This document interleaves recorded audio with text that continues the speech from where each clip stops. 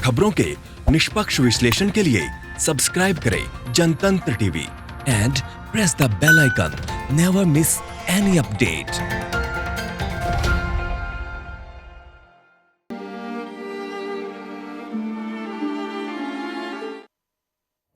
नमस्कार, जनतंत्र टीवी देख रहा मेरे साथ मैं हूं शंकर दत्त पंत। अन्नदाता की सुनो सरकार, इसी पर आज हम चर्चा करेंगे, इसी पर आज बात करेंगे, क्योंकि कोरोना संकट के बीच मझधार में अन्नदाता फंस गया है। जी हां, देश में कोरोना से परेशान किसान पर मौसम की मार पड़ी है और इस सबके बावजूद अब किसान अपनी खून पसीने की मेहनत को लेकर मंडियों के बाहर लाइनों में खड़ा है।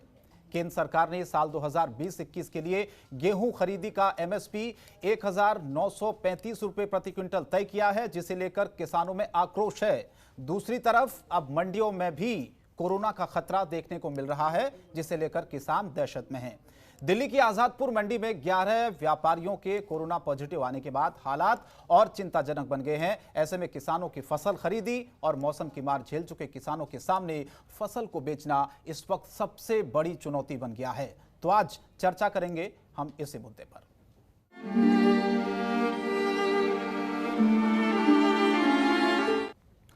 चलिए, सबसे पहले आपको दिखाते हैं 5 तस्वीरें जहां किसान मायूस और परेशान किस कदर नजर आ रहा है। ताज नगरी आगरा की तस्वीर, जहां पर लॉकडाउन के वक्त जहां कोरोना वायरस के बढ़ते आंकड़े प्रशासन के लिए चुनौती बने हुए हैं, तो वहीं आगरा के ग्रामीण इलाकों में खेती करने वाले किसानों को भी भारी दिक्कतों का सामना करना पड़ रहा है।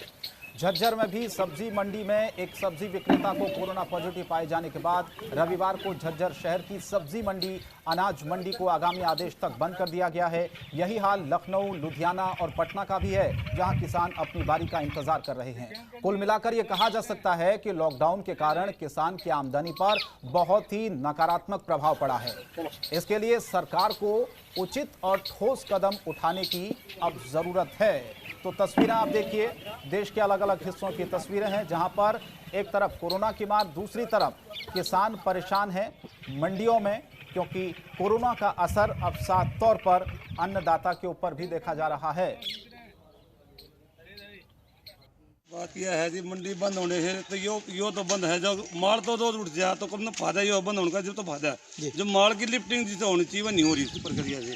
एक जो हमारी पेमेंट की है, जो सरकार ने करी, हम 24 घंटे देंगे, उस जमींदार की आता ही पेमेंट भाई हमने तो किसी जमींदार की पता लग गया और ना आड़ती बार हम ज्ञान अभी कद गिरे वो माता पूछे हैं, हम ही बार बता सरकार जाने, ये बात है।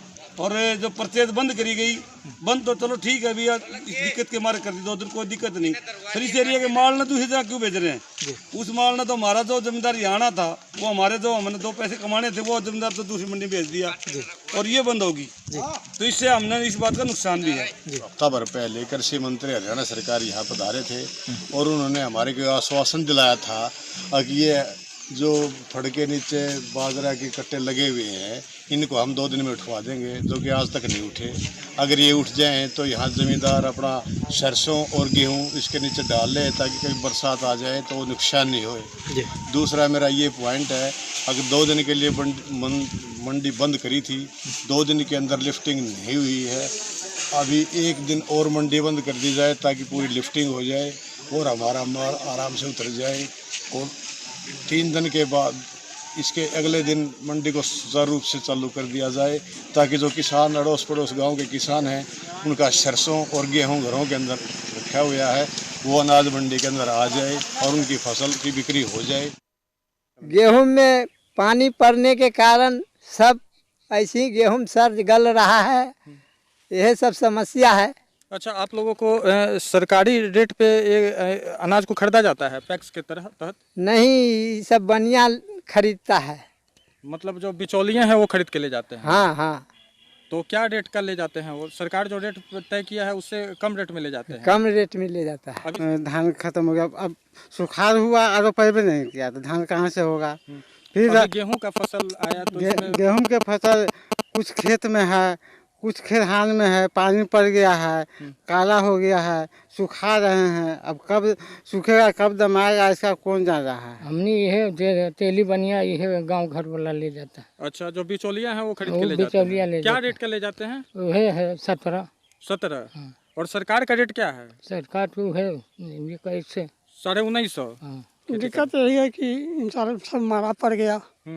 रबी भी से गेहूँ सब। एक तो हम लोग पट्टा पर लेते थे, वो चौपट है। पट्टा भी महंगा हो गया हाँ। तो ये जो नुकसान हुआ है उसका अनुदान सरकार देती है? नहीं, कोई अनुदान नहीं, कोई ऐसा नहीं मिला। गेहूं लॉकडाउन में साहब दिक्कत है, घर से बाहर निकलते हैं, रोड पे जाते हैं तो साहब पुलिस डंडा मारती है, मारपीट करती है, और ना तो हमारे किसान में गेहूं की कोई रेट मिल रही है नहीं कुछ ही। हमें तो परेशान है। मंडी जाते हैं, मंडी में 1925 की रेट निकाली है, यहाँ पे मनमानी जो वो कह जाए वो ले लेते हैं, नहीं तो कोई वो नहीं है साहब। पड़ता कोई पड़ता नहीं आ रहा है साहब, बहुत परेशान है। दिक्कत बहुत परेशानी आ रही है साहब। घर गांव में तो निकल ना पा रहे, कितों कुछ सौदा दे ना जा पा रहे। अब गेहूँ फेहूँ की जो सरकार रेट निकाली का है वो रेट ना मिल रहे, और यहाँ तो उल्टे सीधे दाम मिल रहे हैं, यहाँ कोई बुना ना। बहुत परेशानी आ रही है कि अभी कम जी है कि बहुत ज़्यादा पुलिस से डंडा बजावते बाजार को निकलना दे रही जी है परेशानी साहब। तो गेहूँ की बड़ी दिक्कत है। हाँ, गेहूँ की दिक्कत आ रही बहुत ज़्यादा, बाजार में निकलना दे रही। पुलिस भाई पूछे तो इतना पहले डंडा बजावत है, ये बात है साहब। केंद्र पे वो स्थिति मात्र 1925 की रेट निकाली है, लेकिन माँ की रेट जो अधिक है वो यहाँ ना मिल रही, माल पहुँच ना पा रहा माल।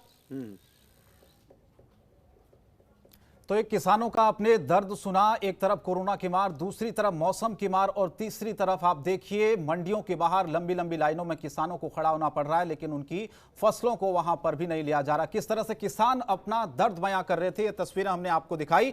इस पर चर्चा करना भी बहुत जरूरी है, क्योंकि सरकार बार बार दावे करती है कि अन्नदाताओं के बारे में सोचती है, उनके लिए काम किया गया, और ऐसे मुश्किल की घड़ी में सरकार इनके लिए क्या कर रही है, इसी पर चर्चा की मैं शुरुआत करता हूं। मेरे साथ कुछ खास मेहमान जुड़ रहे हैं, परिचय आपका सबसे पहले करवा देता हूं। सूर्य प्रताप शाही जी मेरे साथ जुड़ रहे हैं, कृषि मंत्री उत्तर प्रदेश के, बहुत स्वागत है सर आपका। जयप्रकाश दलाल जी मेरे साथ जुड़ रहे हैं, कृषि मंत्री हरियाणा सरकार के। इसके अलावा Vasant Mishra ji editor in chief मेरे साथ स्टूडियो में इस वक्त जुड़ रहे हैं। आप तीनों मेहमानों को बहुत बहुत स्वागत करता हूं। सबसे पहले जयप्रकाश दलाल जी, मैं आप ही के पास आता हूं। थोड़ी देर पहले हम किसानों की बाइट सुन रहे थे, मैं अगर उनका दर्द कहूं तो यह कहना गलत नहीं होगा। कोरोना की मार पूरे देश पर है, हम सब जानते हैं। दूसरी तरफ अन्नदाता परेशान इसलिए है क्योंकि मौसम की मार फसलों पर पड़ी हुई है, और इस बात को किसान कह रहे हैं कि सरकार की तरफ से कोई ध्यान नहीं दिया जा रहा है, न मुआवजा दिया जा रहा है, उनकी फसलें खराब हो रही है।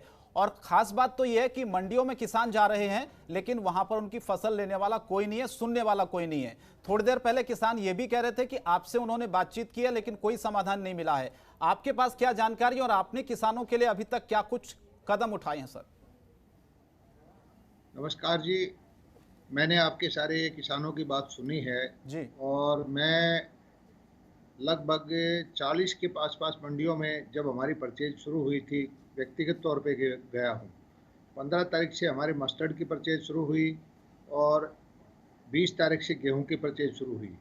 मौसम खराब इस बार 2 महीने से चल ही रहा है, उसकी वजह से हमारी जो फसल का चक्कर है थोड़ा सा 15-20 दिन लेट हो गया है। और इस बार जो सोशल डिस्टेंसिंग का ध्यान रखते हुए जो गृह मंत्रालय की गाइडलाइन थी, तो वो किसान की फसल को भी लेना था, तो उसका समाधान हमारे मुख्यमंत्री जी ने ये निकाला कि भी इस बार जो खरीद केंद्र की व्यवस्था जो है बढ़ा दी जाए। पिछले साल से हमने 3 गुना 4 गुना खरीद केंद्र बढ़ाए हैं। जो स्थापित मंडियों को छोड़कर स्कूल के ग्राउंड, खेल के ग्राउंड या और कोई शेड उनको ले लिया गया है। और पिछले साल हमारी 400 के आसपास मंडियां थी, 450, और इस बार हमने 1800 से ज़्यादा मंडियां चलाई हैं। और 20 तारीख को हमने परचेज शुरू की थी। आज लगभग 1 हफ्ता हुआ है, 31 लाख मीट्रिक टन गेहूं की हम परचेज कर चुके हैं, जो कि एक रिकॉर्ड है। और इस दौरान 2 या 3 दिन बारिश भी होती रही। 2.25 लाख मीट्रिक टन की 3 लाख मीट्रिक टन की परचेज आज तक हम जो है सरसों की परचेज कर चुके हैं। भुगतान की प्रक्रिया डायरेक्ट होता है, सरसों का हमने शुरू कर दिया है। गेहूं का आज पहली बार भुगतान गेहूं का हो जाएगा। लेबर की वजह से कुछ समस्याएं जरूर है, लेकिन हरियाणा का किसान बहुत मेहनती है और उसने अपने खून पसीने की मेहनत को मंडी तक लेके आया है। और हरियाणा सरकार भी उनका एहसानमंद है, क्योंकि देश के खाद्यान्न भंडार भरने में उनका महत्वपूर्ण योगदान है। और 1 महीने के अंदर अंदर हम सारी जो है 80-90 लाख मीट्रिक टन गेहूं 6-7 लाख मीट्रिक टन जो सरसों जो भी बाजार मंडी में आएगा, सारी को लेकर डायरेक्ट किसानों के खाते में लगभग 20,000 करोड़ रुपए हम डाल देंगे। और उससे जो है हमारी अर्थव्यवस्था इस वक्त रुकी हुई है, कोरोना के टाइम में सारी गतिविधियां ठप हो गई है। खेती बाड़ी जो है इस जो अर्थव्यवस्था के पहियों को घुमाएगी। और हम धन्यवाद करते हैं व्यापारी भाइयों का, मजदूर भाइयों का, किसान भाइयों का, जो सोशल डिस्टेंसिंग का पालन करते हुए जयप्रकाश और जी, छोटी मोटी समस्या जी जयप्रकाश जी बीच में हम रोकना चाहते हैं आपको। सवाल ये नहीं है कि आपने किसानों के लिए क्या क्या किया है, कितने मीट्रिक टन आपने उनका गेहूं खरीदा, कितने मीट्रिक टन आपने सरसों और बाकी चीज़ें खरीदी।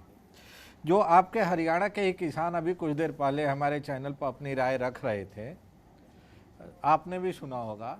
मैंने उनको सुना था। जी, जी। तो सवाल ये नहीं है, सवाल ये है कि किस तरह से लिफ्टिंग टाइमली नहीं हो रही है, जिसकी वजह से अनाज जो उनके घरों में है वो मंडी में ले जाके नहीं रख पा रहे हैं और खराब मौसम की वजह से। उनकी बात को ध्यान से सुनिए। उन्होंने ये कहा है कि भी हमारी मंडी में किसान कम आ रहे हैं, अलग अलग जगह मंडियां बना दी, उनकी अपनी समस्या है, लेकिन इसको करना आवश्यक था।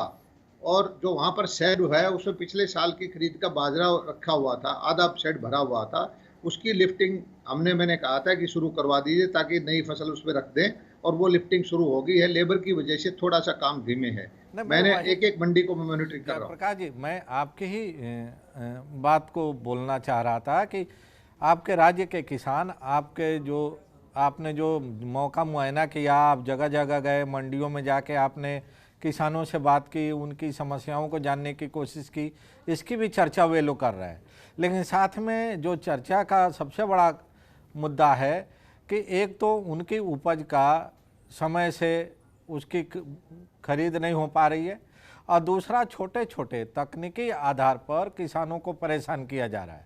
और वो किसी एक राज्य का मामला नहीं है, वो उत्तर प्रदेश का भी है, बिहार का भी है और आपके हरियाणा का भी है। जैसे उदाहरण के तौर पर हम आपको बताएं कि सरकारी तौर पर जो क्रय केंद्र बनाए गए हैं, वहाँ पर पैन कार्ड, आधार कार्ड से मिलान करने के बाद उनका आप सामान ले रहे हैं, उनका अनाज आप खरीद रहे हैं, और उसमें अगर किसी वजह से टाइपो एरर के चलते या ग्रामेटिकल मिस्टेक के चलते किसानों का नाम और पर्ची जो आपके वहाँ से जारी हुई है उसमें मिलान नहीं हो पा रहा है, आधार कार्ड, पैन कार्ड और उसमें, तो उनको आपके सरकारी मुलाजिम, आपके सरकारी कर्मचारी परेशान करने के मकसद से बार बार वापस भेज दे रहे हैं। तो इसका क्या समाधान है आपके, ख़ासतौर से हरियाणा में? हम अभी शाही जी से भी बात करेंगे, उनसे भी जानने की कोशिश करेंगे कि उत्तर प्रदेश में इस तरह की समस्याओं से निजात दिलाने के लिए किसानों को शासन स्तर पर क्या कार्रवाई हो रही है? देखिए साहब, हमारा जो मुख्यमंत्री जी बहुत ही टेक्नोलॉजी सेवी हैं। हमने पूरी फसल का ब्यौरा हमारे पास, आज नहीं, फसल बोते ही किसान को ऑप्शन दी थी कि आपने क्या बिजाई कर रखी है, आपको मंडी में फसल लेके आनी है, हमारे इसमें चढ़वा दीजिए। हर गांव के अंदर हमारे पास जो CSC है, सेंटर्स हैं, हर कार्यालय के अंदर हैं। उसके बावजूद भी हमने ये किया कि किसी किसान को अगर उसमें पंजीकरण कराने से रह गया तो मंडी के सचिव के पास आज भी पंजीकरण हो रहा है। हमारा मकसद ये है कि हम पहले अपने प्रदेश का गेहूं खरीदें, अपने किसान का देखभाल करें। हमारी परचेज हो जाएगी जब, क्योंकि हरियाणा की मंडियां ज़्यादा व्यवस्थित हैं, ज़्यादा अच्छी हैं। फिर आसपास के प्रदेशों, पंजाब, राजस्थान या थोड़ा बहुत हमारे पड़ोसी जो यमुना के साथ के उत्तर प्रदेश के गांव हैं, वहाँ के किसान भी हमारे यहाँ जाते हैं। हमें उनमें कोई एतराज़ नहीं है, लेकिन पहले हम प्राथमिकता अपने किसानों को देते हैं। इसलिए हमारे पास पूरा पंजीकरण है, पूरा डाटा है। ऑनलाइन हम बाय इनविटेशन हम बुला रहे हैं। सोशल डिस्टेंसिंग का ध्यान रखने के लिए हर रोज़ 50 किसान सुबह, 50 किसान शाम को मंडी की जितनी कैपेसिटी को देखते हुए उनको बुलाते हैं और उसकी पूरी फसल ले लेते हैं और उसी खाते से उसकी पेमेंट कर देते हैं। अभी किसी किसान की ट्रॉली इस वजह से वापस नहीं जाने जाते क्योंकि हमने बुलाया है उस किसान को है जिसकी मंडी में उस दिन हमने खरीद करनी है। उस दिन अगर वो तैयार नहीं आने के लिए तो उसको एक हफ्ते बाद, 3-4 दिन बाद दोबारा से मौका देते हैं। किसानों की शुरू में उनको आशंकाएं थी कि हमें ऐसे क्यों कर रहे हैं, अपनी मर्जी से क्यों नहीं आने देते, लेकिन आज किसान संतुष्ट है और उस व्यवस्था को ये समझ गया है कि उसके हित के लिए हमने ये सारा काम किया है। हमारा सारा सिस्टम कंप्यूटराइज है, ऑनलाइन है, बाय इनविटेशन हम बुला रहे हैं, सोशल डिस्टेंसिंग का पालन कर रहे हैं और टाइमली हम अगर आप ये कह रहे हैं कि सारी चीजें, तो फिर किसान क्यों परेशान है? मैं आपके पास लौटूंगा। दो और मेहमान मेरे साथ इस वक्त जुड़ रहे हैं, उनका भी मैं परिचय करवा देता हूं, फिर इस चर्चा को धीरे धीरे वसंत जी आगे बढ़ाएंगे। DK शर्मा जी अध्यक्ष हैं हरियाणा किसान संघर्ष समिति के, वो बेहतर बता सकते हैं कि किसानों के लिए सरकार ने क्या किया। पुष्पेंद्र चौधरी हैं, किसान नेता हैं उत्तर प्रदेश के, वो भी हमारे साथ जुड़ चुके हैं। DK शर्मा जी, मैं आपके पास आता हूं। जयप्रकाश जी ने जो बातें कही, आप सहमत हैं उनसे? नहीं, मैं बिल्कुल सहमत नहीं हूँ। किसान को कागज के ऊपर ये स्कीम चल रही है, बहुत अच्छी लगती हैं, लेकिन जब ग्राउंड पे जाते हैं तो दिक्कत आती है। एक तो ये जो जिसको खबर मिलनी है किसान को, मेरा माल कल जाना है, तो उसको रात को 9 बजे खबर मिलती है, वो कहाँ से साथी या लेबर या कोई लाएगा अपने ट्रॉली लोड कराने के लिए। ये सबसे बड़ी दिक्कत आ रही है। हमको जब 3 दिन 4 दिन पहले स्कीम बना के दे दिया जाए, पंचायत के थ्रू उसके पास खबर करवा दी जाए, तो किसान परेशान नहीं होगा। अब अचानक वो लेबर कहाँ से लाएगा? हर एक के पास ट्रैक्टर नहीं है, ट्रॉली नहीं है, कोई भाड़े के लिए चीज नहीं है, तो वो उसका इंतजाम करेगा। एक तो ये है। दूसरा, वहां जाने के बाद में उसका एक्सप्लॉयटेशन जो होता है उसे सुनने वाला कोई नहीं है। किसानों से वजन के नाम पर, बोरी के वजन के नाम पर, जबकि ट्रॉली जाती है वे ब्रिज के ऊपर, वहां से तुल के आती है, खाली ट्रॉली तुल जाती है, तो नेट वेट गेहूं का आड़ती को दे दिया जाता है, उसको पर्ची मिलती है कांटे की, लेकिन उसके बाद भी वो वजन काटता है कि ये बोरी का वजन है। जब बोरी बीच में आई नहीं, हमारा कोई लेना देना नहीं बोरी से, तो क्यों वो वजन काटा जाता है? इसी तरह से जो चीफ एडमिनिस्ट्रेटर मार्केट कमेटी ने एक रेट दिए हुए हैं कि अगर किसी ने खाली करानी है तो 2 रुपया बोरी देना होगा, सफाई है तो 1 रुपया 75 पैसा होगा। खाली करने के लिए जैक की ट्रॉलियां होती हैं, स्वतः ही खाली करके आ जाता है किसान, और सफाई के नाम पर कोई चलना नहीं लगा हुआ है। फिर भी किसान से 2 रुपए 75, 3 रुपए 75 पैसे नहीं, 8 रुपए बोरी के हिसाब से काटा जाता है। उसकी आधी कमाई तो उसमें चली जाती है। मैंने एक किसान का, मैं आपको वो दे रहा हूँ, उसने 60 क्विंटल गेहूं वहां लेकर गया, 60 किलो उससे काट लिया और 955 काट लिए। इस तरह से 2110 रुपए उससे अवैध ले लिए। अब जब तक आप कह रहे हो वहां पर जाने के लिए उनको टाइम नहीं दिया जाएगा, बताया नहीं जाएगा, उनकी फसल वहां चली जाती है तुलने से पहले, अगर पर्ची कांटे पर तुलती है तो उसके लिए कोई तिरपाल नहीं है, पानी में भीग जाती है। इस तरह की समस्याएं सारी आ रही हैं वहां पर। फिर उसकी पेमेंट की बात है। जयप्रकाश जी, DK शर्मा जी ने जो बातें कही हैं, क्या इसका कोई जवाब है शासन के पास? इस बार जो है, हमने जो किसानों को सूचना दी जाती है उससे पहले आड़ती से संपर्क किया जाता है। आड़ती का और किसान का संपर्क है। आड़ती को पता है कि इस किसान की फसल तैयार है और जो उसके 2 दिन पहले उसकी लिस्ट बनाई जाती है। जब ये आड़ती कहता है कि हाँ ये मेरा किसान है और इसकी फसल तैयार हो गई है, वरना अभी क्या है कि बहुत सारे किसानों ने शुरू में हमने परचेज की तो उनकी फसल तैयार ही नहीं थी, उनको अगर इनवाइट कर देते तो वह आ ही नहीं पाते। आड़तियों से संपर्क करके वो लिस्ट हमने बनाई है। जहाँ तक कटाई, ये कटौती का या नापतोल की गड़बड़ का बात है, ये जनरलाइज कंप्लेंट है। व्यक्तिगत अगर किसी को कोई शिकायत, किसी एक केस को बताएं तो हम उस आड़ती का लाइसेंस कैंसिल करने के लिए, कार्रवाई करने के लिए तैयार हैं। लेकिन कई बार ऐसा मेरे भी संज्ञान में आया है कि आड़ती और किसान मिलके, जब किसान का उस माल जो है साफ नहीं होता, उसमें कुछ थोड़ा बहुत टूड़ा वूड़ा होता है, तो वो कहता है कि इसको साफ कर दे। आपसी सहमति से वो हो सकता है कि थोड़ा बहुत वो उसमें आधा किलो, पौना किलो, या तो कहेगा कि या इसको साफ कर दिए, नहीं तो इसका आधा किलो का मैं साफ करूंगा, काटेगा, वो आपसी सहमति से कर लेते हैं। लेकिन सरकार के सामने कोई शिकायत आती है तो तुरंत संज्ञान लेती है। आप किसी आड़ती की कोई शिकायत दो, किसान से शिकायत करवाइए, हम उसके खिलाफ कार्रवाई करने को तैयार हैं। जयप्रकाश जी, आप हमारे साथ बने रहिए। हम उत्तर प्रदेश के कृषि मंत्री सूर्य प्रताप शाही जी से भी बात करते हैं और जानने की कोशिश करते हैं कि उत्तर प्रदेश में किसानों के लिए क्या क्या सुविधाएं दी जा रही हैं, किस तरह की योजना चल रही है, और जिस तरह के अभी तक समस्याएं सामने आई हैं, चाहे वो बिहार की या उत्तर प्रदेश में आगरा की या हरियाणा की, क्या उसके निराकरण के लिए उत्तर प्रदेश सरकार सजग है या उसके लिए कोई कार्रवाई हो रही है इसी समस्याओं को काबू में लाने के लिए? शाही जी। देखिए वाशिंद्र जी, नमस्कार। नमस्कार। शंकर जी को भी और जयप्रकाश जी को भी मेरा नमस्कार है। हमारे किसान भाइयों ने लॉकडाउन का बहुत अच्छे तरीके से पालन किया है और सोशल डिस्टेंसिंग का भी उन्होंने पालन किया है। साथ साथ में खेती का उनका पूरा कार्य लगभग संपन्न हो गया है। मैं इसके लिए उत्तर प्रदेश के सभी किसान भाइयों को और देश के किसान भाइयों को अपनी ओर से धन्यवाद देता हूं। कोरोना महामारी से पॉजिटिव केसेज में किसानों की संख्या नगण्य है। ये इस बात का संकेत देता है कि किसान हमारे देश का और उत्तर प्रदेश का विशेष रूप से किसान बहुत जागरूक है और उसने इस बात को ध्यान में रखा कि सोशल डिस्टेंसिंग बना करके रखनी है और हमें दूरियां बनाने के साथ साथ हमें अपना बचाव भी करना है और अपने खेती का भी काम करना है। मैं धन्यवाद देता हूं उत्तर प्रदेश के किसानों का कि अब तक कटाई हमारा लगभग संपन्न हो चुका है। 98% से ज़्यादा कटाई हो चुकी है। सरसों और दलहन की कटाई पूरी हो चुकी है और गेहूं का छिटपुट कहीं पर बाकी है। और हमारे यहाँ 16 तारीख से हम लोगों ने खरीदारी शुरू करी। आज 29 तारीख है। 13 दिन के भीतर हम लोगों ने 5,19,082 मेट्रिक टन कल शाम तक हमने गेहूं खरीद लिया था, जो 1,000 करोड़ रुपए के करीब का बनता है।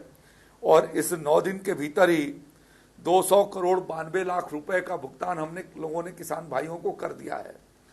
हम लोगों ने बैंक ऑफ बड़ौदा से लोन भी ले रखा है और ये प्रयास हम कर रहे हैं कि किसान को 4 से 5 दिन के भीतर उनके गेहूं के कीमत का निश्चित कराई जा रही है।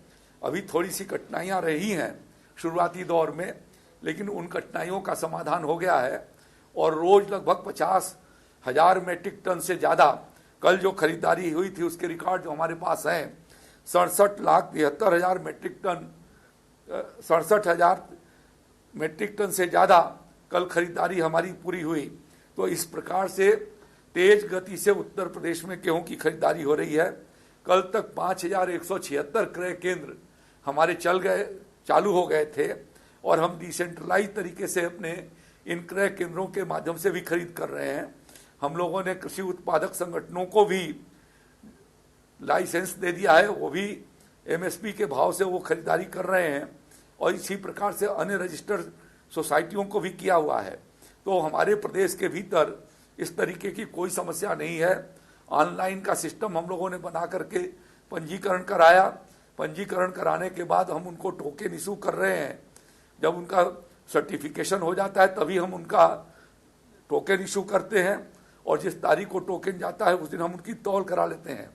मंगलवार और शुक्रवार विशेष रूप से हम लोगों ने सीमांत और लघु किसानों के लिए व्यवस्था बना रखी है कि छोटे किसानों का भी गेहूं समय से खरीदा जा सके, इसके लिए हम इंतजाम कर सके हैं।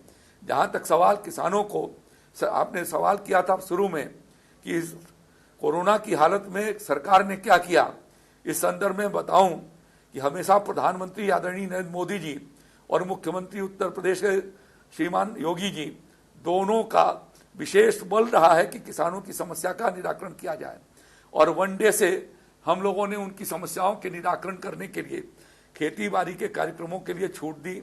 हम उनकी दुकानों को खासतौर पर जो ट्रैक्टर स्पेयर पार्ट्स हैं या खाद बीज की दुकानें हैं या अन्य रासायनिक जो कृषि रसायन है, इन सब चीज़ों की दुकानों को खोलने की व्यवस्था कर दिया, जिसकी वजह से उत्तर प्रदेश में किसान को कहीं पर भी कठिनाई नहीं है। मैं आपको ये बताना चाहता हूँ कि पीएम किसान सम्मान निधि योजना का सबसे ज़्यादा लाभ उत्तर प्रदेश ने उठाया है और इस एक महीने की अवधि में 2 करोड़ 4 लाख से ज़्यादा किसानों को हम लोगों ने 2,000 रुपये उनके खातों में धनराशि भेजने में हम सफल हुए हैं। और इस प्रकार से 4,80 करोड़ रुपए की धनराशि, सर्वाधिक धनराशि किसानों के खातों में गई है। खरीफ के भीतर प्रधानमंत्री फसल बीमा योजना के भीतर जिन किसानों का क्लेम बना था, ऐसे 4,92,000 किसानों के हम लोगों ने क्षतिपूर्ति की अदायगी किया है 558 करोड़ 40 लाख रुपए की। यह भी एक महीने के भीतर मार्च के अंतिम सप्ताह से लेकर के कल 28 तारीख के भीतर हम लोगों ने संपन्न किया है और एक एक किसान को उसकी हमने भरपाई करा दी है। रबी सीजन के भीतर जहां बरसात और ओले से क्षति हुई है उनका भी हम लोगों ने सर्वेक्षण कराया।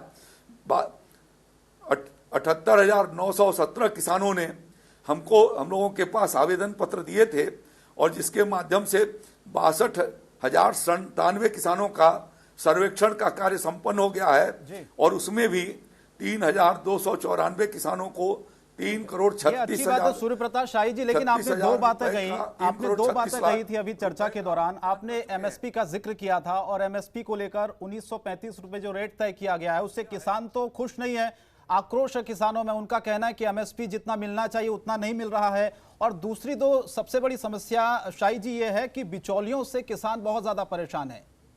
वो करें तो क्या करें, किसके पास जाएं, सुनने को तैयार नहीं कोई सर। एक तरफ फसल की बर्बादी, मौसम की मार, दूसरी तरफ कोरोना की मार। रास्ते से हटा दिया है। शंकर झा जी, उत्तर प्रदेश में आढ़तियों को खरीदने की, आढ़तियों के माध्यम से हम नहीं खरीदते, हम सीधा किसानों से खरीदते हैं, या जो यूनिफाइड लाइसेंसी हैं उनको हम लोगों ने ये दे रखा है। और उत्तर प्रदेश में मार्केट रेट ही 1850 से लेकर के और आज जो है वो 2000 के बीच में चल रहा है। और ये सिर्फ हमारे खरीदारी का परिणाम है कि हम किसानों को शोषण नहीं होने देंगे, ये योगी आदित्यनाथ जी का संकल्प है। और इस नाते हम लोगों ने क्रय केंद्रों की संख्या हर जिले के भीतर इतनी बढ़ा करके रखी है कि लगभग एक न्याय पंचायत में एक क्रय केंद्र हमारे काम कर रहे हैं। और कोशिश हो रही है कि हम उन किसानों का गेहूं खरीद लें और ये खरीदारी 15 जून तक हम करेंगे। सूर्य प्रताप जी, मैं लौटूंगा आगे, चर्चा इसी पर बहुत देर तक होगी, लेकिन पुष्पेंद्र चौधरी जी भी जुड़ रहे हैं, उनको मैं जोड़ लेता हूं डिबेट में। काफी देर से आपके पास आ रहा हूं, माफी चाहता हूं। किसान नेता उत्तर प्रदेश के पुष्पेंद्र चौधरी जी, रखिए अपनी बात। किसानों की आवाज को आप हमेशा उठाते रहे हैं। सूर्य प्रताप शाही जी, कृषि मंत्री उत्तर प्रदेश के, इस वक्त आप सुन रहे थे उन्हें। आप सहमत हैं, आपको लगता है कि काम हो रहा है किसानों के लिए? जो जिन बातों का हमने जिक्र किया, बिचौलियों का, किसानों की फसल का जो नुकसान हो रहा है, और खासतौर पर ऐसे वक्त में जब पूरा देश कोरोना की मार झेल रहा है और दोहरी मार इन किसानों पर पड़ रही है, आपको लग रहा है कि साथ मिल रहा है आपको सरकार का? पुष्पेंद्र जी, देखिए मैं इसमें जो जी देखिए, जो सूर्य प्रताप शाही जी ने बात अच्छी वाली रखी है उसके लिए मैं उनका धन्यवाद देता हूं कि वो अच्छा काम कर रहे हैं। लेकिन जो हमारे मुद्दे हैं वो 3-4 मुद्दे हैं, उनको एक एक करके मैं स्पष्ट कर देता हूं। 10.5 करोड़ टन से ज्यादा का गेहूं का उत्पादन हमारे देश में इस साल होने जा रहा है और उसमें से जो 4 करोड़ टन से कुछ ज्यादा का परचेज करने का जो है टारगेट बनाया गया है इस साल का। उसमें से यदि हम उत्तर प्रदेश की बात करें तो शायद 50 या 55 लाख टन का इन्होंने टारगेट रखा है जी। और अगर मैं 2 दिन पहले की बात करूं और जो 60-65 हजार टन ये प्रतिदिन खरीदने की बात कर रहे हैं उसको भी जोड़ दूं तो आज 29 तारीख शाम तक भी लगभग 5 लाख टन का मतलब होगा 5% के आसपास, 10% के आसपास उत्तर प्रदेश के टारगेट की परचेज हुई है। इसमें हमने सरकार से ये निवेदन किया था कि ये परचेज 1 अप्रैल से शुरू होनी चाहिए थी और जितनी इसको डिले करेंगे उतने ही दिनों तक ज्यादा किसान परेशान रहेगा, क्योंकि किसान को जो है इस वक्त धन की आवश्यकता होती है, एक तो कटाई के समय, उसके बाद आगे बुआई के लिए, जायद और खरीफ की फसलों के लिए। तो एक तो हमारी ये मांग है जिस पर कृषि मंत्री आदरणीय सूर्य प्रताप शाही जी जवाब भी दे सकते हैं कि जिस प्रकार पहले मध्य प्रदेश में और अन्य राज्यों में गेहूं के ऊपर एक बोनस दिया जाता था, तो इस बार भी 1 हफ्ता डिले के लिए, यानी प्रति हफ्ता 50 रुपए प्रति कुंटल विलंब से खरीदने के लिए एक तो ये बोनस की हमारी मांग थी।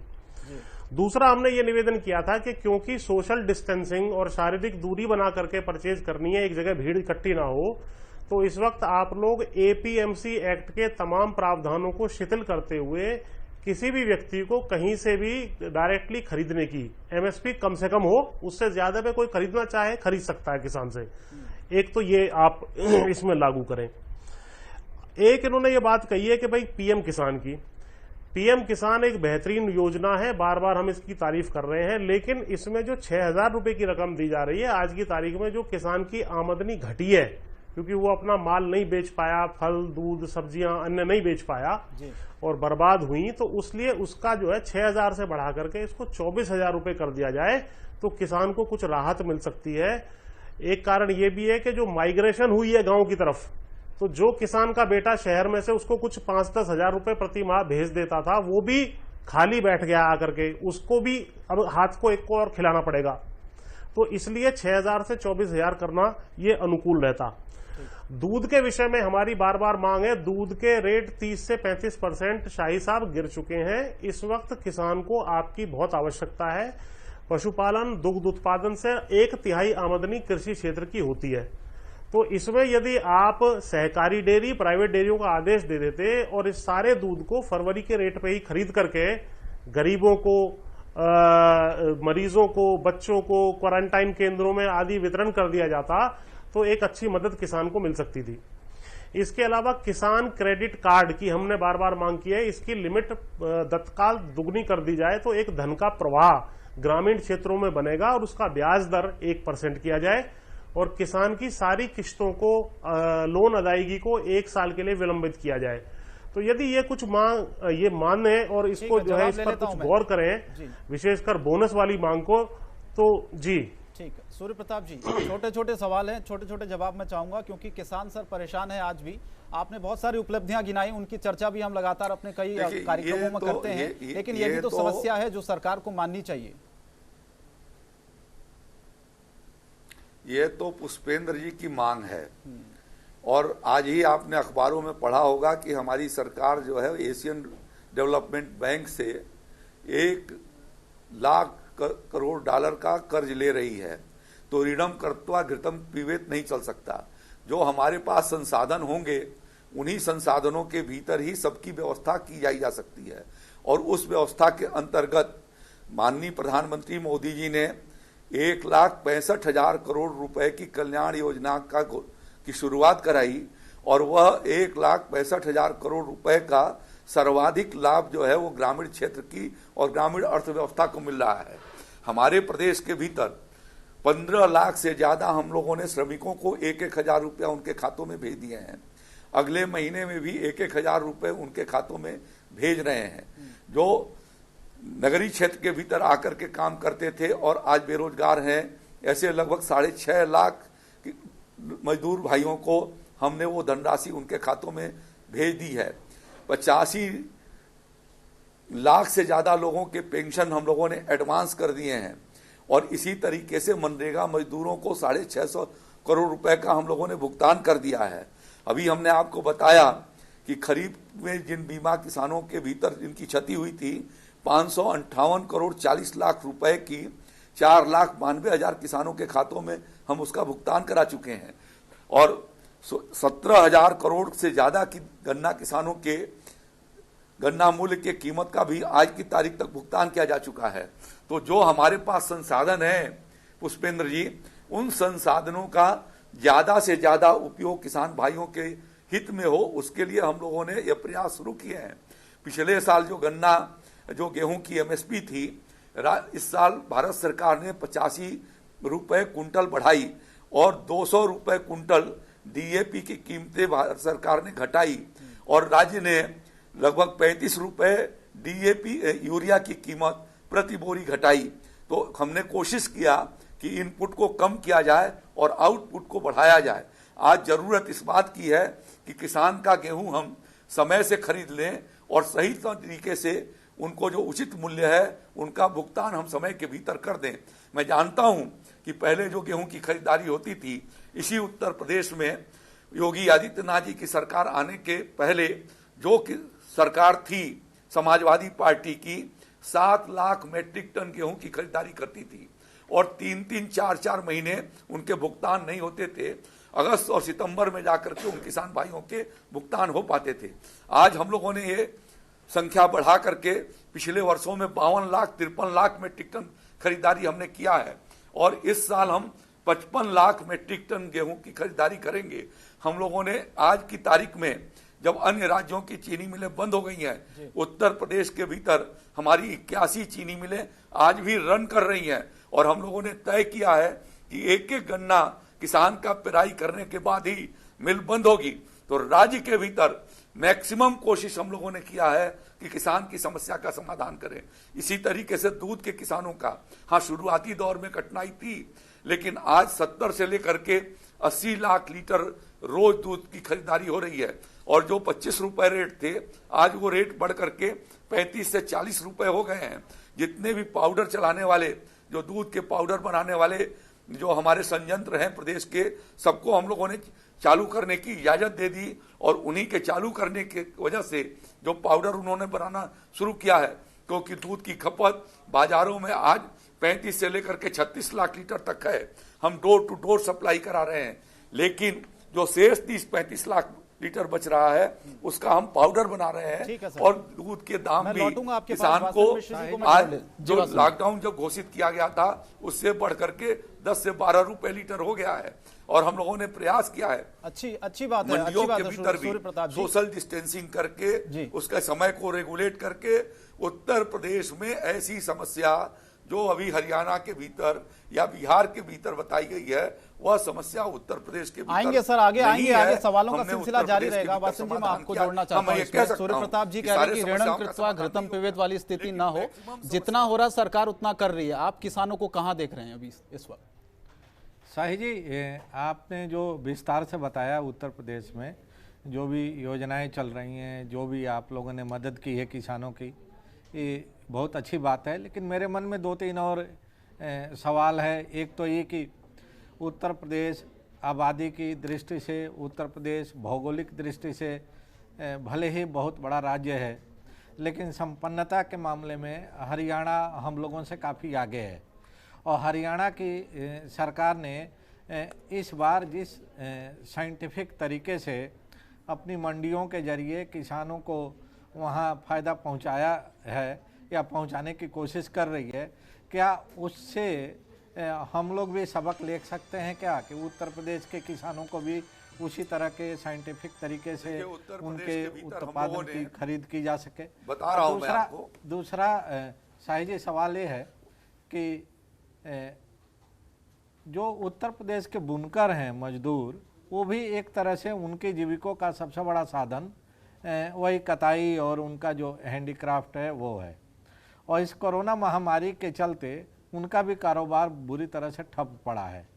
जो एनिमल हस्बेंड्री के उसमें लोग हैं, पोल्ट्री फार्म में, उनको भी काफ़ी मुश्किलों का सामना करना पड़ रहा है। तो क्या इन तबकों के लिए भी उत्तर प्रदेश सरकार कोई योजना पर काम कर रही है या उनको किसी तरह का राहत देने की विचार चल रहा है उत्तर प्रदेश में? आपने 3 सवाल किए मुझसे। एक तो मैं आपको जानकारी दे दूं कि उत्तर प्रदेश में जो कृषि उत्पादक संगठन और या कंपनियां हैं, ऐसे लगभग 250 कंपनियों को लाइसेंस हम लोगों ने गेहूं खरीदने के दे दिए हैं। 12 एजेंसियां हमारी प्रदेश की अलग से क्रय सरकारी एजेंसियां या अर्ध सरकारी एजेंसियां क्रय करने का काम कर रही हैं। इसके अतिरिक्त हम लोगों ने कोल्ड स्टोरेज या जो राइस मिल या जो फ्लोर मिल जिनकी क्षमता 10 टन से अधिक है, उनको भी हमने खरीदारी के लाइसेंस उनको प्रदान कर दिए हैं और वो वहाँ से खरीदारी करने का काम उन लोगों ने भी शुरू कर दिया है और जल्दी ही उसके परिणाम आएंगे। एक बात तो ये मैं कहना चाहता हूँ। दूसरा, आपने जो हमारे बुनकर हैं उनके बारे में आपने कहा है, अभी हाल में ही इस बात का निर्णय हुआ है कि जितने हमारे लघु उद्योग हैं हम उनको खोलेंगे और उनको संचालित करेंगे और उनके कठिनाइयों को निराकरण किए जाने के लिए हमारे लघु उद्योग मंत्री जी और हमारे औद्योगिक विकास आयुक्त की एक समिति बन गई है जो उसके बारे में विचार करके उसका निराकरण करने वाली है। पशुपालन के दृष्टि से शुरुआती दौर में अंडे की कठिनाई थी, लेकिन अंडे की बिक्री से रोक हटा दी गई, तब से उनका समाधान हुआ है और धीरे धीरे उसका भी हम लोग समाधान का रास्ता निकाल रहे हैं और कठिनाइयों का निराकरण कर रहे हैं। ठीक है जयप्रकाश जी, आपसे भी हम जानना चाह रहे हैं कि आपके राज्य में जो एनिमल हस्बेंड्री में लगे हुए लोग हैं या जो बुनकर समाज है, उसके लिए क्या काम हो रहा है, किस तरह के उनको रियायत देने की कोशिश हो रही है? हमारे यहाँ भी एकदम से अचानक लॉकडाउन आया तो दूध उत्पादक को थोड़ी बहुत समस्या आई थी, लेकिन हमारा जो सहकारी संस्था है वीटा मिल्क प्लांट, हमने 40% ज़्यादा दूध किसानों से लेने का उनको आदेश दिया और जो दूध बाज़ार में जाता था मिठाई की शॉप में, वो दूसरी जगह डेयरी में, होटल में, वो हमने लेके प्रोसेसिंग किया है। दुग्ध उत्पादन को हमने कोई दिक्कत नहीं आने दी है। और ये जो मुर्गी के पालक को जरूर कुछ न कुछ समस्या इस बार आई है, क्योंकि उसके जो फीड वगैरह के आने जाने में एकदम से रुकावट आ गई थी। लेकिन हमने तुरंत हमारे पास जो स्टॉक रख में बाजरा रखा हुआ था उसकी ऑक्शन की, ताकि उसको फीड दे के उनकी सहायता की जा सके। हरियाणा सरकार ने वैसे भी हमारे जो छोटे श्रमिक थे, बीपीएल, एपीएल जितने भी कार्ड धारक थे, हमारे प्रदेश के खाते से भी उनको हफ्ते के 1500 रुपये उसके अकाउंट में दिए हैं डायरेक्ट बेनिफिट ऑफ ट्रांसफ़र से। और अनाज वितरण का काम हमने पूरा किया है। और हमारे प्रधानमंत्री जी के निर्देश से गैस तो वितरण सभी प्रदेशों में हो ही रही है। हरियाणा की सरकार ने बहुत अच्छे अच्छे कदम उठाकर जो प्रवासी श्रमिक थे उनके ठहरने की अच्छी व्यवस्था की है। बल्कि अब तो हमारी जो काम हमारा ख़त्म हो गया खेती बाड़ी का, तो यूपी के, बिहार के श्रमिक थे उनको हमारी बसें भर के, रोडवेज की बसें भर के उनके गंतव्य तक छोड़ने का काम भी हम कर रहे हैं। एक कल्याणकारी शासन की तरह से अग्रणी उनकी समस्याओं को भांप कर पहले से ही वो कार्रवाई हम कर देते हैं। और हमारी जो परचेज है, हमारा लगभग टारगेट है 85-90 लाख मीट्रिक टन का गेहूं का। आप देखो कि पिछले 8 दिन के अंदर हमने 31 लाख मीट्रिक टन परचेज कर दिया है गेहूं को। और इसी गति से अगर हम करते रहे तो आने वाले 2 हफ्ते में हम प्रोक्योरमेंट का काम कर देंगे और सारा पैसा किसानों के खाते में डाल देंगे। और खाद और बीज की दुकानें हमारे यहाँ प्रधानमंत्री जी के आदेश निर्देश, होम मिनिस्ट्री की गाइडलाइन से खुली हुई हैं। रिपेयर की वर्कशॉप, ट्रैक्टर की और जो फसल के किसान से संबंधित जो भी चीज़ें हैं उन पर कोई प्रतिबंध नहीं है। और किसान जो है अपने खेतों में जुटा हुआ है। और एक इस वक्त खुशी की बात यह है कि इस सब सारे उद्योग बंद हैं, एरोप्लेन बंद है, रेलवे बंद है, तो किसानी है जो है इस देश की अर्थव्यवस्था को बचाएगी। मैं सारे किसानों को साधुवाद देता हूं, उनको बधाई देता हूं कि इतिहास में ये याद रखा जाएगा कि कोरोना के काल में जो सब कुछ बंद था तो उस वक्त देश की अर्थव्यवस्था में योगदान किसानों का महत्वपूर्ण था। ठीक है, डीके शर्मा जी, आपको अगर मेरी आवाज़ आ रही है, जयप्रकाश जी ने जो बातें कही है वाकई अच्छी बात है। सरकार अगर प्रयास किसानों के लिए कर रही है, क्योंकि आप लोगों की शिकायत कई बार ये रहती है कि अधिकारी सुनते नहीं हैं, मंत्री जी आते नहीं हैं, सिर्फ आश्वासन देकर वहीं से चले जाते हैं। आज कृषि मंत्री हरियाणा के जयप्रकाश जी हमारे साथ हैं, कुछ सवाल हैं तो आप पूछ सकते हैं। आवाज बहुत कम आ रही है, ठीक से सुनाई नहीं दे रहा है। आपको आवाज आ रही है हमारी? अब बहुत कम आ रही है। जयप्रकाश जी ने बहुत सारी बातें कही हैं। डीके शर्मा जी, अच्छी बात है किसानों के लिए काम हो रहा है, लेकिन कई बार ये शिकायतें रहती है कि किसानों की नहीं सुनी जाती। आप लोग कई बार धरने प्रदर्शन का सहारा तक लेते हैं कि मंत्री जी सिर्फ आश्वासन देकर चले जाते हैं।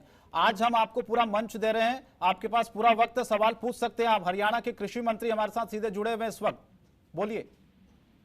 मैं मंत्री जी से यही कहूंगा कि किसान आज उस हालत में है कि अगर किसान की मदद नहीं की सरकार ने तो कृषि क्षेत्र बिल्कुल डूब जाएगा, बहुत बर्बाद हो जाएगा। और देश की जितनी भी अर्थव्यवस्था है कृषि क्षेत्र के ऊपर ही डिपेंड कर रही है। अब होता क्या है कि पता नहीं क्यों आड़तियों के दबाव में आकर उनकी सारी मांगे मान ली जाती हैं। आड़ती हमेशा किसान का एक्सप्लॉयटेशन करता है। हमारी चीज मेरा गेहूं है, लेकिन उसे पूछना, अभी मैंने एक आवाज आई थी मुझे जब मंत्री जी कह रहे थे कि किसान, आड़ती कहता है मेरा किसान कौन सा है। मंत्री जी, आड़ती का कोई किसान नहीं है, आड़ती का तो केवल लालच और स्वार्थ है, वो किसी का किसान नहीं है। तो आप ऐसी व्यवस्था उनको देते ही क्यों है कि वो कहे कि मेरा किसान कौन है? आप सीधे किसी के पास भी भेजिए, उसकी पर्ची उसके पास आना चाहिए। आज आप मंडी में लेकर जाइए अपना माल, और किसी को भी दे सकते हैं, किसी भी। लेकिन होता क्या है कि हमको तो बंधुआ मजदूर बना दिया, गुलाम बना दिया कि आप उसी आड़ती के पास जाएंगे। ये एक जो व्यवस्था है वो आड़ती हमारा एक्सप्लॉयटेशन करते हैं।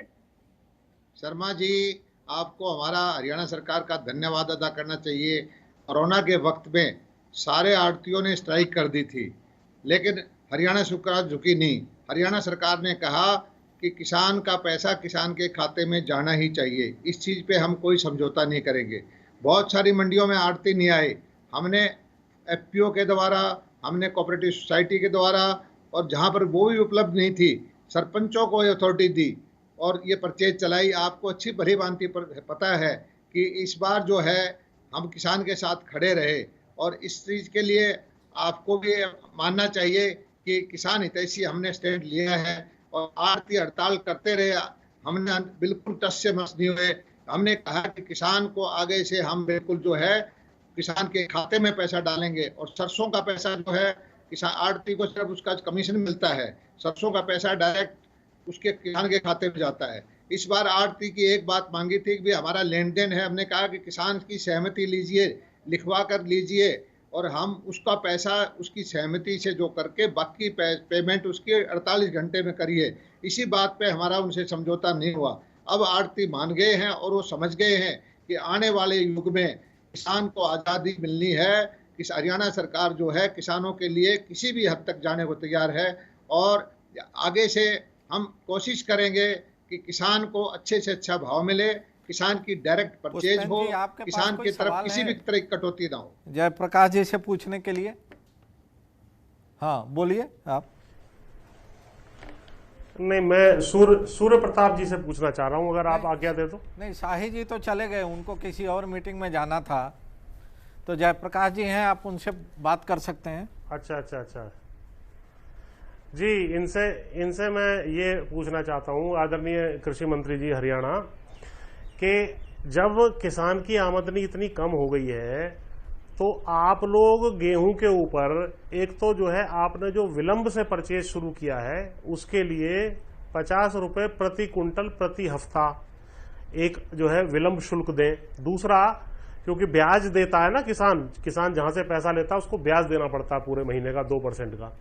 दूसरा, गेहूं के ऊपर यदि आप 250 रुपए प्रति कुंटल का ऐसे नाजुक वक्त में दे देंगे तो किसान बहुत ही ज्यादा मरणासन स्थिति में, सारे देश की मैं बात कर रहा हूं, तो एक बड़ा लाभ हो सकता है। तो इसके ऊपर आप क्या विचार करने के लिए या इसको मांग को आप आगे बढ़ाने के लिए तैयार हैं?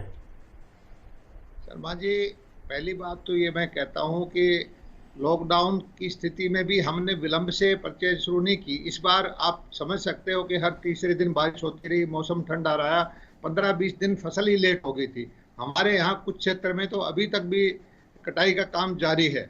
थोड़ा बहुत और 4-5 दिन का आप विलंब कह सकते हो, लेकिन बोनस देना, अच्छी पेमेंट देना एक अच्छी बात है, लेकिन सीमित साधन जो देखने पड़ते हैं प्रदेश के खजाने के, देश के खजाने के, वो भी जरूरी है। लेकिन फिर भी हमारा जो नेतृत्व है किसानों की तरफ पूरी तरह, हमारे प्रधानमंत्री जी भी कहते हैं कि आमदनी को बढ़ाना है, लेकिन सरसों के आप देख लीजिए, हमारे यहाँ बाजरा का रेट डबल कर दिया, सरसों का भाव पिछले 4-5 साल में 60% बढ़ाया है, चने का भाव बढ़ाया है, दालों का भाव बढ़ाया है, हरियाणा के गन्ने का रेट 340 रुपये है।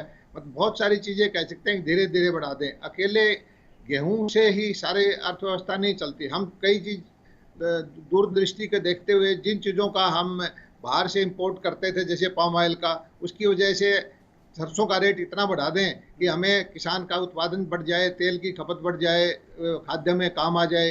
तो नीतियां सभी पहलुओं को देखकर बनाई जाती हैं, लेकिन ये ज़रूर कोशिश है कि किसान की आमदनी बढ़नी चाहिए। किसान की बहुत मेहनत की कमाई है, और किसान बढ़ेगा तो अर्थव्यवस्था तेजी से होगी, किसान की जेब में पैसा आएगा, परचेजिंग पावर बढ़ेगी, तो सारा बाजार चलेगा, बाजार चलेगा तो उद्योग चलेगा। हम इस बारे में बिल्कुल क्लियर हैं, और जहाँ जितने भी साधन होते हैं हमारे पास। आपको मैं एक चीज़ और बता देना चाहता हूँ कि फसल बीमा योजना हरियाणा में पूरी तरह से कामयाब है। इसलिए जब से फसल बीमा योजना लागू हुई है, जो फसल बीमा कंपनियों को प्रीमियम दिया गया है, किसान से 600 करोड़ रुपए लेके कंपनियों को दिया गया, केंद्र सरकार का और हरियाणा सरकार का, उसमें योगदान 1000 करोड़ रुपए का था। 1600 करोड़ रुपए कंपनियों को दिया गया, और 2078 करोड़ रुपए की जो है सहायता किसानों को उन कंपनियों के फसल बीमा की योजना की तरफ हुई। पिछले खराबा की जो किसान बीमित नहीं थे, हमने पिछले 3-4 साल में 2-2.5 हज़ार करोड़ रुपए का उनको सूखे का और का तो मुआवजा दिया गया। हर तरह से पानी की अच्छी व्यवस्था की गई। हमारे यहाँ बिजली के रेट हरियाणा के अंदर जो है, ट्यूबवेल्स का रेट है, मेरे ख्याल में पूरे देश के अंदर सबसे ज़्यादा है। 8-10 घंटे अच्छी क्वालिटी की बिजली जो सिंचाई के लिए काम में आती है वो कर रहे हैं। ग्रामीण क्षेत्र के अंदर किसानों के घर की बिजली के लिए भी आज 2/3 हरियाणा में 24 घंटे बिजली हो गई है, सड़कों का जाल है, इंफ्रास्ट्रक्चर है। जयप्रकाश जी, हमारे पुष्पेंद्र जी कुछ बोलना चाह रहे हैं। पुष्पेंद्र जी संक्षेप में मैं चाहूंगा आप अपनी बात को रखें, शायद आपके जो सवाल थे उनका जवाब मिल गया होगा आपको, क्योंकि वक्त की कमी, इसलिए मैं चाह रहा हूं कि संक्षेप में आप अपनी बात को रखें, उसके बाद आखिर में वासिन जी के पास जाऊंगा। जल्दी से अपनी बात को रखें। बिल्कुल जी, देखिए तेलंगाना राज्य पीएम किसान योजना का जो 6,000 रुपए मिलता है, उसके अलावा भी प्रति एकड़ 5,000 रुपए दे रहा है। तो आप लोगों को भी, हरियाणा सरकार हो, उत्तर प्रदेश के मंत्री तो चले गए, तो मैं आपसे निवेदन कर रहा हूं और आपसे जवाब भी चाह रहा हूं, क्या आप ऐसी विकट परिस्थिति में पीएम किसान योजना के 6,000 के ऊपर और 6,000 रुपए भी यदि दे दें, क्या इसके लिए भी आप तैयार हैं? इस मांग को आप आगे बढ़ाएंगे? जहां तक हमारे प्रदेश सरकार के खजाने की व्यवस्था है, हमें प्रति माह जो रेवेन्यू आता था 8-8.5 हजार करोड़ रुपए का रेवेन्यू आता है। आज सब कुछ लॉकडाउन हो गया, सारे उद्योग धंधे बंद हो गए, कोई काम नहीं हो रहा। हमारी प्रदेश सरकार के पास 1300-1400 करोड़ रुपए आया है। अभी तो देने की बात समस्या नहीं, सर्वाइव करने की बात है।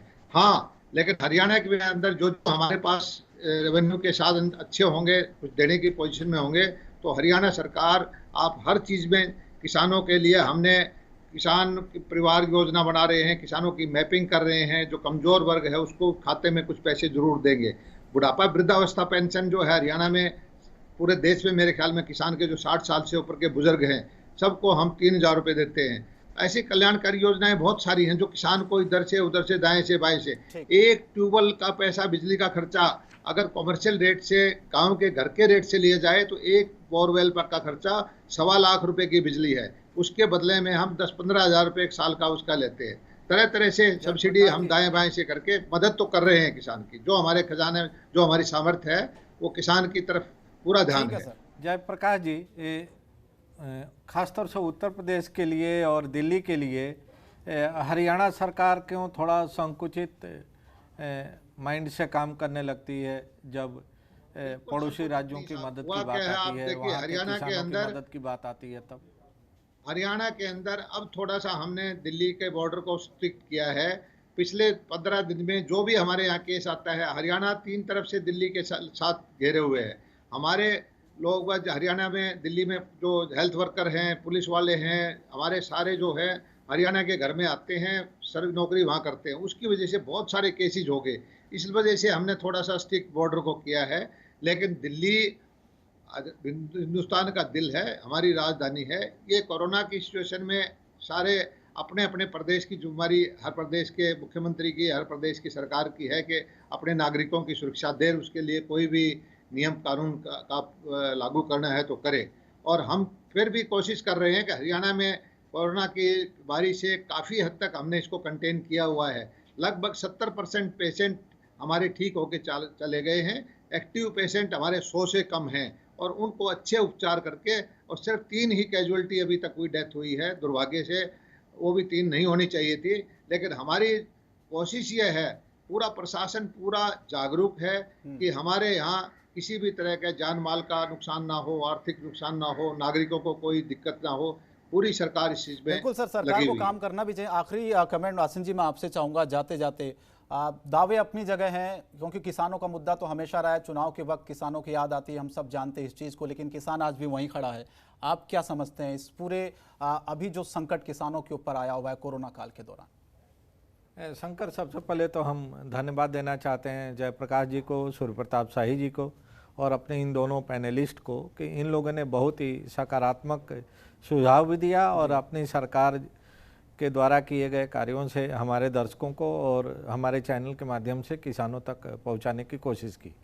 लेकिन जहां तक रही बात किसानों की माली हालत की, उनकी आर्थिक स्थिति की, तो वो ये बात सच है कि अभी काफ़ी कुछ करना बाकी है। और जिस तरह से किसान आज बदहाली और बेबसी की हालत में है, उसको देखते हुए सरकार को और सरकारी तंत्र को जिस तरह से कॉरपोरेट घरानों के लिए या बाकी वर्गों के लिए नई नई योजनाएं आ रही हैं, नई नई योजनाओं के लिए बात हो रही है, उनके लिए राहत पैकेज की बात हो रही है, तो उसी तरह से कृषि को भी उद्योग का दर्जा मानते हुए और कृषि क्षेत्र में लगे हुए जो लोग भी हैं उनके लिए भी राहत पैकेज पर विचार करना चाहिए, राज्य सरकारों को भी और केंद्र सरकारों को भी।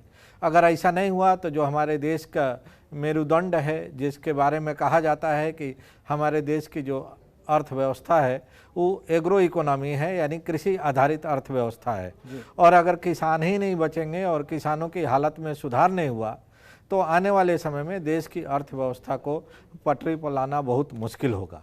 तो इसलिए ज़रूरी है कि प्रायोरिटी में किसानों की समस्याओं पर भी विचार किया जाए और उसको यथाशीघ्र हो सके तो दूर करने की कोशिश किया जाए। बिल्कुल, बहुत बहुत शुक्रिया आपका सूर्य प्रताप जी, आपका भी, जयप्रकाश जी, डी के शर्मा जी, पुष्पेंद्र चौधरी, वासिम मिश्र जी, आपका भी बहुत शुक्रिया इस चर्चा में, डिबेट में जुड़ने के लिए। लेकिन किसानों को वोट बैंक न समझा जाए, ईमानदारी से अगर प्रयास किए जाएं तो वाकई वो प्रयास सफल भी होते हैं और धरातल पर सरकार जिन कामों का जिक्र करती है वो हमें नजर भी आता है। आप सभी मेहमानों का इस चर्चा में जुड़ने के लिए बहुत बहुत शुक्रिया। जनतंत्र टीवी पर खबरों का सिलसिला लगातार जारी रहेगा। नमस्कार।